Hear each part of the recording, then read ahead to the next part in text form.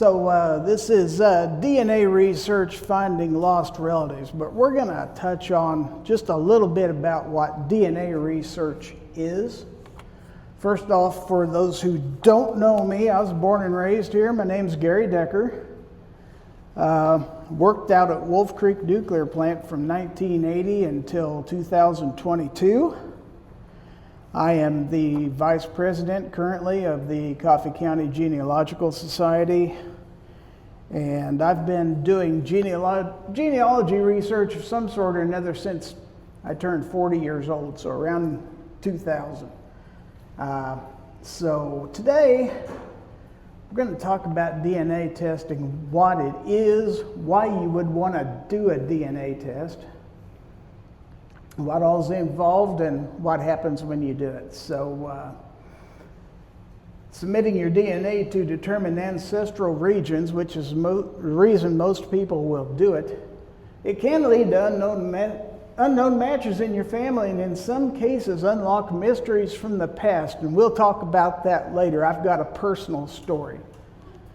You're going to learn how to use these results to connect unknown people to your family tree. First off, what is DNA? DNA is, I don't know if I can pronounce this or not, deoxyribonucleic acid is the instruction manual for your body. It's a molecule found in nearly every cell that contains the unique genetic code dictating how you grow, develop, function, and look. You inherit this code from your parents. Everybody's DNA is different. So, I know some of you have probably seen TV shows like CSI and stuff like that where they find this hair somewhere, they stick it in a machine, then 5 minutes later it comes up with an exact match. That doesn't really happen, folks. But we'll talk about that too. But why would you want to do a DNA test? Has anybody here done a DNA test? Okay. So a lot of people want to know their ethnic ancestry. That was the reason I initially did it. You know, you had the family stories about we're from Germany or we're from France. It's like, okay, just how accurate is this? So when you do these tests, it comes back and tells you what part of the world your ancestry came from. And you'd be amazed. Think about how many different ancestors you have. You're going to have from all over the globe, I would venture to say most of us, or, you know, it's going to be kind of a mixed bag. It's not exactly what you think you're going to see.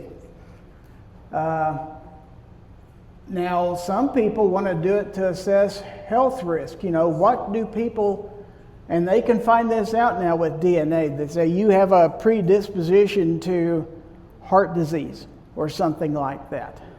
It's not 100% accurate, but it can maybe give you a little advice. Maybe I need to see my doctor about this, something like that, you know. So, and finally, to discover genetic relatives. This is especially important for people that are, you know, adoptees, orphans, that really don't know who their parents were, don't know who their family is. Believe it or not, it happens more often than you know. But some people are just curious. So the next question is going to be, where do you get a DNA test? Well, there's lots of different places you can get a DNA test. Some of the more popular ones are Ancestry DNA, 23andMe, Family Tree DNA, MyHeritage DNA, and Living DNA. So how do you get a kit? Well, Ancestry DNA and 23andMe test kits, you can buy those at stores like Walmart, Target, Walgreens. Usually they'll have them for sale there. And usually when you buy them there, the fee that the store charges covers, not always, but usually it will cover the cost of the DNA test. It'll be included. You can also go to the online website and purchase a kit online to be mailed to you, which I've done before. Currently, both Ancestry DNA and 23andMe retail for about $99 online. My Heritage DNA is $89. My family DNA is about $79. But these companies have special discounts. Check back often. I know Ancestry DNA, for example, around various holidays and stuff like that, you could get a kit for $49 or $39 or something like that. So definitely check that out. And if you are a paid member of Ancestry, sometimes you can get a discount on the kits that way too. So some sites like 23andMe and Family Tree DNA will offer further analysis of your DNA if you give them an additional fee. It's like, we can find out this about you, but it's going to cost you another $75 or something like that. So just be aware that's out there. They might try to upsell you on some more stuff, depending on what you want to know. So how do you submit a DNA test? Well, you're going to get a test kit. We had one here a second ago. It's a box. And it's going to have a saliva collection tube, typically, with a stabilization fluid cap, a funnel for spitting. You're basically just going to fill this thing up to a certain line, add this stabilizing fluid to it, seal it up, and usually you've got a prepaid return shipping box that you send back to them. So, and it says follow all the instructions carefully. Yeah, you do have to be reasonably clean about it, but it's really not that difficult to do. Now, once you mail this off, don't expect instantaneous results. My son just did one last month. It took probably start to finish, I think in 5 weeks from the time we submitted the sample to the time he actually got his results. But this was around Mother's Day, and they were running a special. Well, with Ancestry's running a special, guess what? The lab is processing a bunch of kits, so they get busy. But you'll get an email back from them usually. Now, if we go down to this next section, my journey with DNA testing, I received a 23andMe kit from my daughter on my 59th birthday. This is a while back now. I submitted it. Back then, you could get results in about 2 weeks. It's not quite that nice now. And I've got to throw a disclaimer in here. After some news reports of a potential data privacy issue with 23andMe, I downloaded my data and requested that they delete my results in 2025. I no longer have an account with 23andMe. I'm not saying don't do business with them. I'm just saying buyer beware with 23andMe. There have been some issues. So take that as you will. Since I'd been active on Ancestry since 2000, I went ahead and bought one of their kits 2 months later. It's like, I want to see what Ancestry says. And I received my first results about 2.5 weeks later, and I showed you the emails from 23andMe and Ancestry. You're going to get, all of a sudden, guess what? Your DNA results are done. Okay. So what kind of information can you see? And I'm going to go, does this mouse work? It kind of does. I'm going to go to my DNA results summary on Ancestry.com. So as you can see, you've got a panel here for ancestral regions. You got ancestral journeys. Kind of tells you how your ancestors migrated from here to there and stuff like that. Matches and through lines. I'm not going to talk a whole lot about through lines today. We will talk about matches, but right now, what most people want to know is the ancestral regions. So if we click on this panel, it will drill down and tell you where your DNA is from. And as you can see, I am 30% southeastern England, northwestern Europe, and 30% southern Germanic Europe with some central Scotland and northern Ireland thrown in, which I pretty much knew. My father's family came from the Germany-France area. My mother's family were British and French. So, but just to find the breakdown and stuff like that is interesting. Now, one thing I will tell you, a lot of people will think, well, if you've got a relative that's done this, let's say my brother, my sister had done this, are they going to see the same results? Not necessarily. Even my own children have slightly different results. Why is that? Because you don't always inherit exactly 50% of both your parents' DNA. It usually varies a little bit one way or the other. So, I don't know about identical twins. I don't have any experience with that. I can tell you fraternal twins, there's a slight difference there. So everybody's journey is going to be a little bit different, but, what's that? Anyway, you can hover over different parts of this map and click on it if you want to drill down. And it will give you an idea, and you can go down here and read a story about, which you find some interesting stuff doing this. If you really want to learn where you came from and how you got here. Okay, Gary, did I see just Ashkenaz Jewish there? Yes. Okay, could you make it visible again? Yeah, let's see. Hold on. Get back here, let's see. There we go. Yeah, I have that too in my heritage DNA. Then I was very surprised. Well, my father's family, his grandfather and two brothers came from a place called Alsace-Lorraine, from a city called Blodelsheim, where they lived. And so they were, strictly speaking, when they immigrated, they were considered French citizens. They spoke German.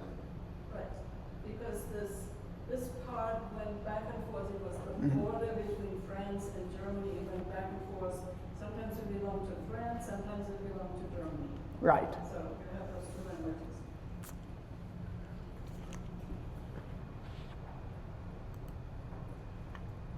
So anyway, yeah, you can, and it goes into quite a bit of detail. Evidently, I have 2% Denmark.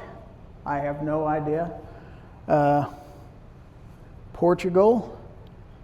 But when you consider, okay, you go to your grandparents, you've got 4 grandparents, you've got 8 great-grandparents. You keep going back, it branches off and branches off and branches off. Yes? When my sister had hers done, she couldn't figure out why Portugal, and somebody explained to her that the Portuguese were the best sailors in the world years ago. So probably everybody had Portuguese somewhere in there. Well, Mom told me a story that because Dad was Catholic, when she got married, she had to take the instruction. And they do evidently some family tree stuff, even back in the 40s. And they came back and told her, they said that one of her ancestors was a pirate of the high seas. So that's a whole different kind of sailor. But yeah. So any other questions before we go on? This is what most people want to get from a DNA test. And by the way, this changes.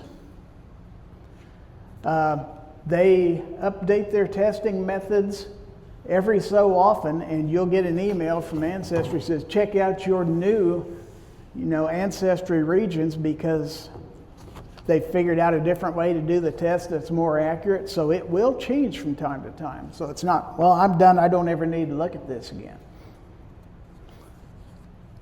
So let me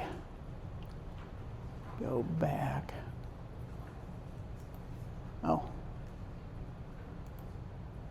So you can go here by parent if you're interested what you inherited from your father or what you inherited from your mother.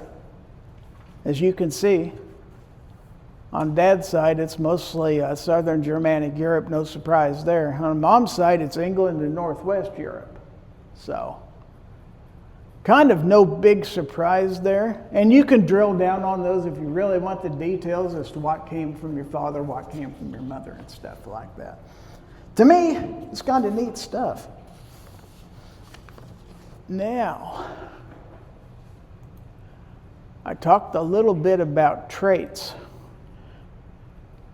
You can go in here and it will tell you things that are likely or not likely based on your DNA. Like being double jointed is less likely for my DNA for some reason. Less likely to be alcohol flushed, more likely to be an artist. Well, I can't draw anything, so that doesn't. But birth weight, just all kinds of interesting stuff you can see if this was determined genetically or not. So, to me, I found it kind of intriguing to look through this stuff, but you have an awful lot of things there. Even pet ownership. That can be determined by your DNA. I don't know. I have a cat. So, okay. So, let me go back here. And we are going to look at matches now. This is kind of the gist of, hold on just a minute. What are we doing here? I know how it works. It's not my first rodeo. Okay, so you're not going to see everybody in Ancestry that's ever done a DNA test, because when you submit your DNA, you are asked, do you want to opt in to DNA discovery? Some people don't want people to find them, and you can tell them that. You know, don't tell people about me. I don't want to be included. But some people do. And so the only people you're going to see are the people who have opted in. Okay? And as you can see, no surprise, my daughter and my son are my two closest relatives. Roughly 50% shared DNA, which is about what you'd expect. I told my daughter, I said, you're 18 centimeters more than your brother, so you're actually more closely related than... So she's got that bragging right. So now you can, if you want to, you see a match here, you can click the name and get information about them. What they shared, let's put it that way. Okay. Some people, common ancestor, well, yeah. Ancestry knows I'm her father. But she did fill out a family tree. Some people don't. Some people have it private, and you can't see it unless you ask them. Now me, I've tied my entire family tree to Ancestry DNA. If you want to see, is this guy related to me? Chances are you'll probably find me. It's there. But, so it's a lot easier to figure out, well, I kind of knew who my daughter was. That was no surprise. But you'll see, I've got cousins. These two right here we'll talk about later. But first cousins, it's in order by the percentage of DNA match. And I want to warn you right now, you're going to get a lot of matches if you do this. I've got, I think the last time I checked, around 5,000 DNA relatives. But it goes all the way from 0.5%, 1%, 2%. A lot of them are very distant, and chances are on most of those, you're never going to figure out how you're related to them. But I have met some people this way. I've met first cousins I didn't know about. Couple times they were first cousins, or one of my first cousins had a relationship before they ever got married, a teenage relationship that resulted in a pregnancy. And the child was either given up for adoption or raised to believe that so-and-so was their father, and come to find out that, that's fun. I've had a couple people contact me and want me to do some research, and I figured out how we were related, but it can be interesting, to say the least. Hopefully that won't happen to you. Hopefully there'll be no surprises, but sometimes there will be. So if you go to page 7, where we're talking about my personal story. Now I've got 2 of them for you here. This first one was after I signed up for 23andMe. I had a notification that I had a relative, and I recognized this name. Dan would know who it is. I'm not going to out this person today. But as a distant cousin, I didn't know I was related to her. And so she happened to work out at Wolf Creek, so one day she came into my office and I said, "Hey, I looked on 23andMe and it says we're related." And she said, "Yeah, I saw that too, but I have no idea how." And I said, "Well, can we figure it out?" She said, "Well, here's the deal." She said, "I barely remember my mother. I never met my father, don't know who my father is, was never told, and I was raised by my grandparents."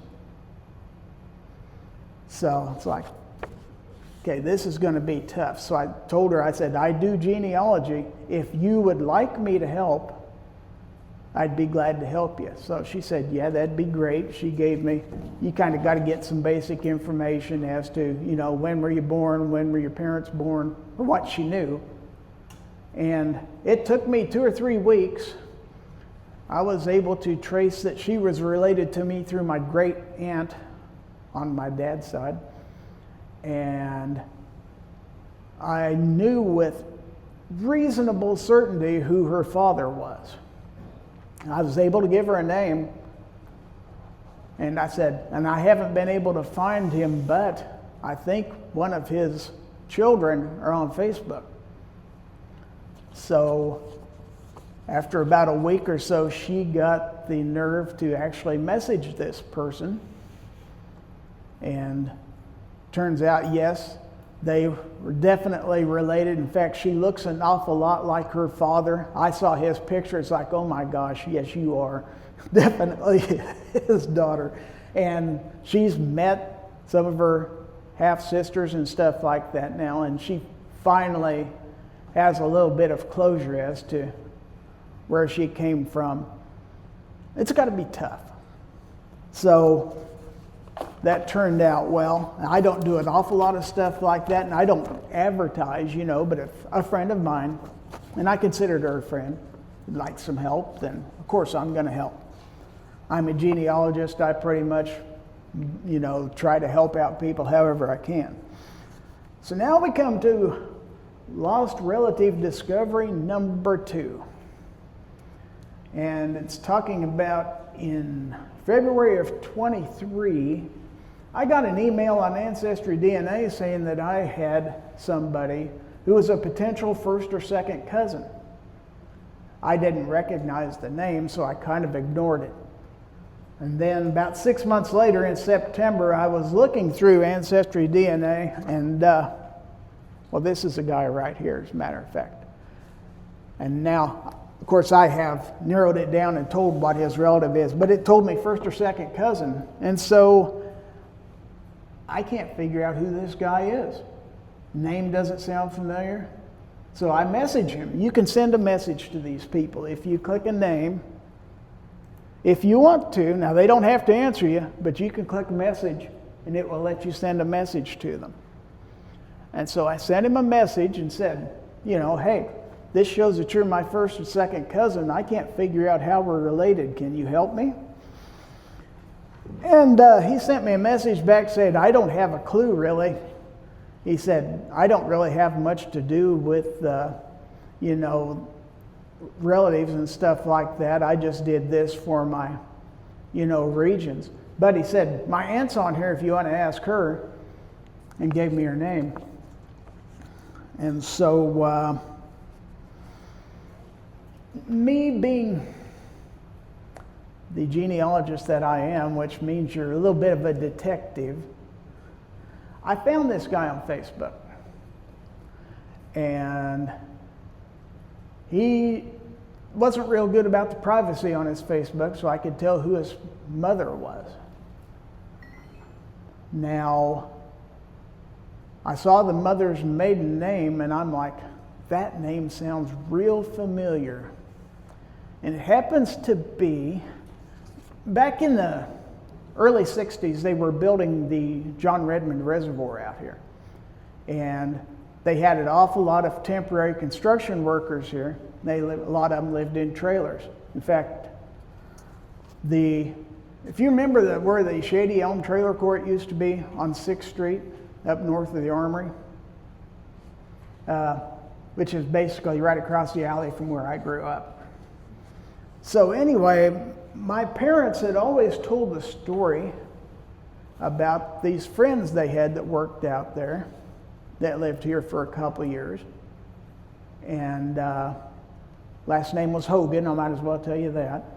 And that they would occasionally get Christmas cards from them even 15 or 20 years later.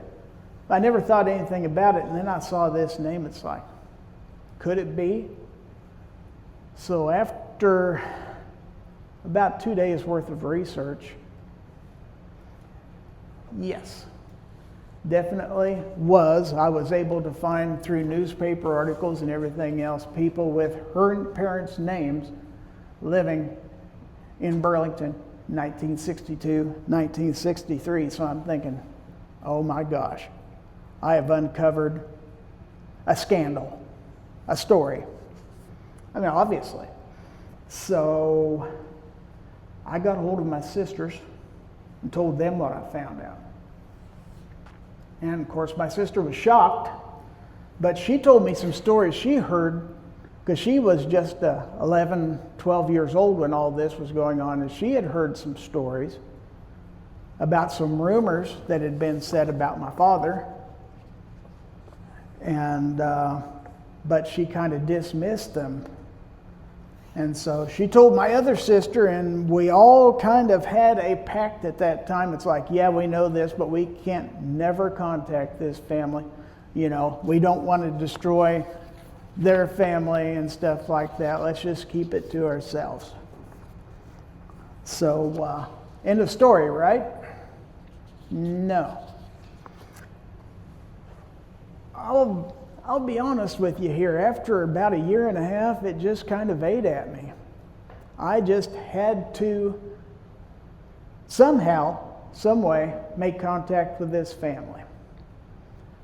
And so I thought about it, and the aunt that Jason had talked about happened to be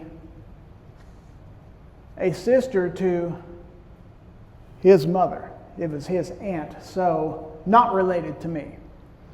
So it's like, okay, I'm going to try to contact her, and I will leave it up to her whether or not, whether she wanted to pass it on to the family, or whether I told her in the message, I said, we can either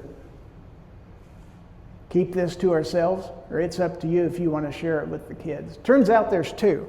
Not only did I have a sister, there's a twin brother involved too. So, twin siblings here. So, after talking it over a while, they discovered they really couldn't keep the secret within their family. And so they were going to tell the twins the next day. So, and it all kind of unfolded slowly. Of course there's going to be shock and stuff like that. But they took it well. And I eventually, my sister, come back. There we go. My sister eventually messaged me, texted. Now we text every day. I've got a half-brother and half-sister living down in Texas. I've met them. I've met their families and stuff like that. We've all gotten together with my other two sisters, my full sisters. We've all five. I've got a picture somewhere. I'm not going to show it, but there's a picture of all five of us meeting for lunch one day. We have all gotten together. But my sisters were not happy that I made this contact, my other sisters, because I said, we agreed we weren't going to do this, and here you are, you know. So I was in trouble. And they were very, I won't use the exact words, but let's just say they were very disappointed in their brother. And they made it quite clear that they were disappointed in me. And I kind of kept my distance for a while. And they eventually warmed up a little more. They started making contact too. And now we've got a family group text going on. We send Christmas cards back and forth and everything else. Now I do want to say this. Not all people are open to discovering new relatives. Some people are going to... I could have gotten these people saying, who are you?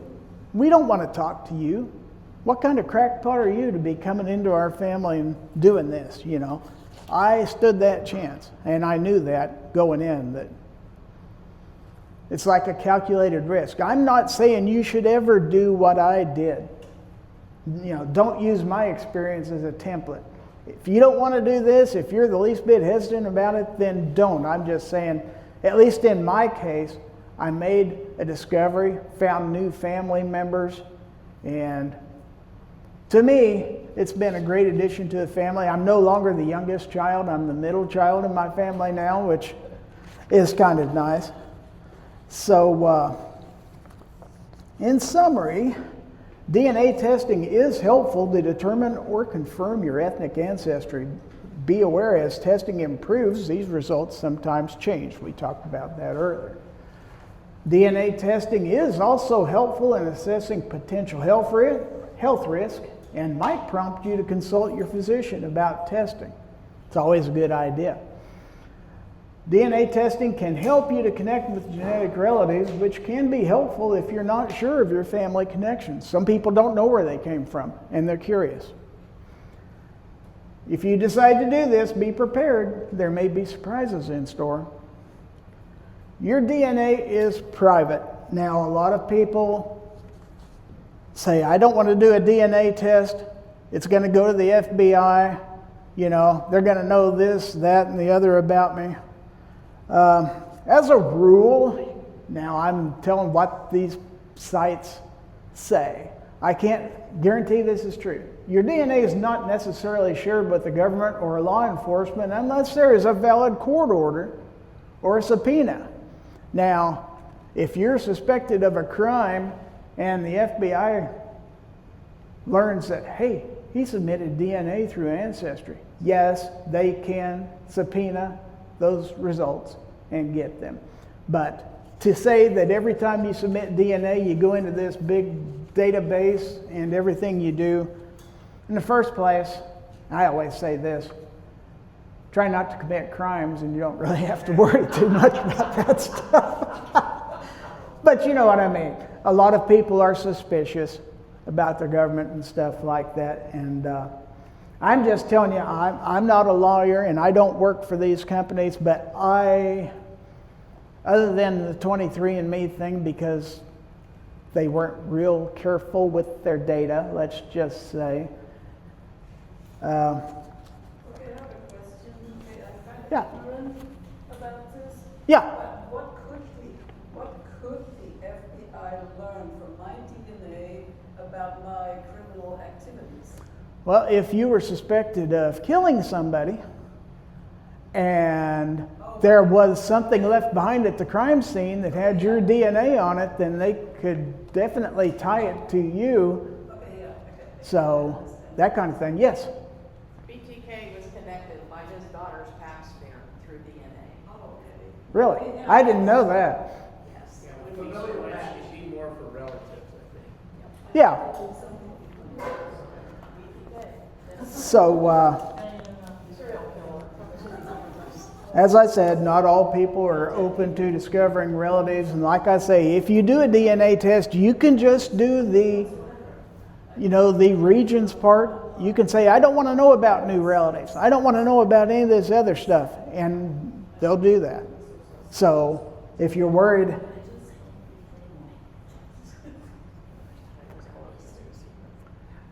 But from my experience, I learned some stuff about one of my parents that was shocking news to me. But remember, we're all human beings. We have a tendency to put our relatives on a pedestal, and what you know about your relatives is more than likely what they wanted you to remember. So you may discover things you didn't know, and they may be painful, but that doesn't diminish who they are or were to you. They still loved you, they raised you, they took care of you. Don't ever let that go away just because you find out a fact that you didn't know. They were human beings. So, I want to thank you all for listening to my presentation today. Now, if you ever have questions about your genealogy, I think anybody will tell you this. You can ask any of us in the Coffey County Genealogical Society. We'd be more than likely to help you. We also have some great resources here at the Coffey County Museum. Erin here is one of the best resources they ever had, so I've had to come to her a couple of times for things. So there's all kinds of people who will help you. Are there any questions that we haven't covered? Yes? If you saw, you went to two different companies. Yes. 23andMe and Ancestry. Yes. Did you see anything that was better from one to the other? I mean, in the results that you got, in the detail of the results. Oh, it's a lot the same. Okay. It's not going to vary that much, to tell you the truth. And at the time, there were far more people, I believe, on 23andMe than there were Ancestry DNA. I don't know if that's still the case or not. I tend to rely a little bit more. Well, I can't even look at my 23andMe results now because I've deleted myself completely off the site. But not really. Not a whole lot of difference. And I don't know about the other sites. Dan? I'd like to throw in a comment there because I've done a number of tests. Okay? Mm-hmm. The ancestry test is referred to as autosomal. Okay? It's more focused on ethnicity. So it has a kind of particular goal. Okay? It does link you with a lot of your matches, which is really cool. Okay? There's another test called mitochondrial DNA, and it's designed to link you to your maternal line going backwards. Okay? Its usefulness is more limited in my mind because your mother, your grandmother, and all had different names, and so it makes it real difficult when you get a match to figure out who that Thank person you, Aaron. might be. Okay, so I haven't got a lot of use out of mitochondria. However, I also did a Y-DNA test through family tree DNA. My family came to the United States on Long Island in the 1600s. We've already talked about the patronymical naming system where every generation the name changed. Without having done that Y-DNA test, and because I have a very unique set of mutations on my Y-DNA, we've made a very definite link across the Atlantic to actually some of the areas that Gary just shared with us. Just off one of the main areas of his in the Netherlands is where my family came from. And we are 100% confident we're linked to families that still live there through the Y-DNA. So it's father, grandfather, and so forth. But you're looking at like 12 or 14 generations back. Wow. Anybody else? Thank you for your time.